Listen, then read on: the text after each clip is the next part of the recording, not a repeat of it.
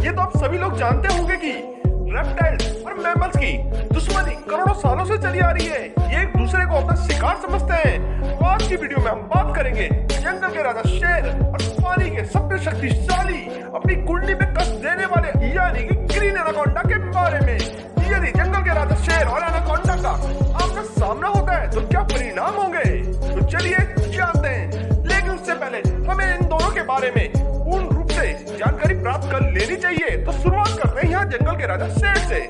आपको बता दें, इस दुनिया में शेर की 3 प्रजातियां हुआ करती थी। एक थी बार्बिल लायन, एक अफ्रीकन लायन और एक एशियाटिक लायन। इस समय शोधकर्ताओं के मुताबिक बार्बिल लायन विलुप्त हो चुके हैं और दुनिया के जो सबसे बड़े शेर है वो है अफ्रीकन लायन। अफ्रीकन लायन की मुख्य आबादी अफ्रीका के सवाना के जंगलों में मौजूद है। ये झुंड में रहते हैं और इनके झुंड में एक प्रमुख नेता होता है। लेकिन कभी कभी देखा गया है कि इनके झुंड में 2 से 3 अडल्ट शेर एक साथ रह सकते हैं। शेर मुख्य तौर पे शिकार नहीं करता है। शेरों के झुंड में शेरनियां अधिकांश शिकार करती है। शेर तभी शिकार करता है जब इसे बाहर से आए किसी शेर से अपने झुंड की रक्षा करनी होती है या शिकार बहुत ही ज्यादा बड़ा हो। एक वयस्क अफ्रीकन लायन का वजन 200 किलो से लेकर 250 किलो तक हो सकता है। साथ ही यदि बात करें इसकी लंबाई के बारे में तो इसकी लंबाई लगभग 9 से लेकर 10 फीट तक होती है और ऊंचाई की बात करें तो ये लगभग 1.2 मीटर तक ऊंचे होते हैं। इनके पास खतरनाक कैनाइन टीथ होते हैं जिनकी लंबाई लगभग 70 mm होती है। और यदि बात करें इनकी बाइट फोर्स के बारे में तो इनकी बाइट फोर्स लगभग 650 psi के बराबर होती है।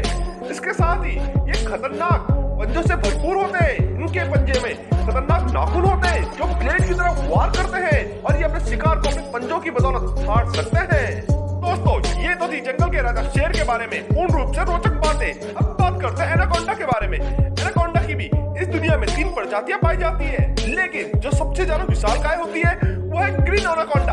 आपको बता दें, एनाकोंडा से भी बड़े सांप पाइथन होते हैं, लेकिन ताकत और मोटाई के मामले में ग्रीन एनाकोंडा से बड़ा अजगर इस समय कोई दूसरा नहीं है। आपको बता दें, ग्रीन एनाकोंडा मुख्य तौर पर अमेज़न के जंगलों में पाए जाते हैं। ये दलदली इलाके में रहना पसंद करते हैं। जैसे ही कोई शिकार नदी किनारे पानी पीने आता है तो ये उस पर अपने मुंह से एकदम से पकड़ बनाते हैं। उसके पश्चात उसके चारों ओर ये अपनी कुंडली को कस देते हैं। जैसे ही शिकार अपनी सांस को बाहर छोड़ता जाता है, इनकी कुंडली और ज्यादा टाइट होती जाती है और कुछ समय के पश्चात शिकार दम तोड़ देता है। उसके पश्चात ये अपने शिकार को पूरा का पूरा साबुत ही निगल जाते हैं। इनके पेट में ऐसे केमिकल्स मौजूद होते हैं जो शिकार की हड्डी और सींग सब गला सकते हैं। एक बार शिकार करने के पश्चात इन्हें काफी लंबे समय तक शिकार की आवश्यकता नहीं होती है। एक वयस्क ग्रीन एनाकोंडा की लंबाई लगभग 24 से लेकर 27 फीट तक हो सकती है। साथ ही यदि बात करें इसके वजन के बारे में तो उसका वजन लगभग 160 किलो से लेकर 180 किलो तक हो सकता है। आपको बता दें, ग्रीन एनाकोंडा जहरीले नहीं होते हैं, लेकिन इनकी कुंडली बहुत ही ज्यादा शक्तिशाली होती है।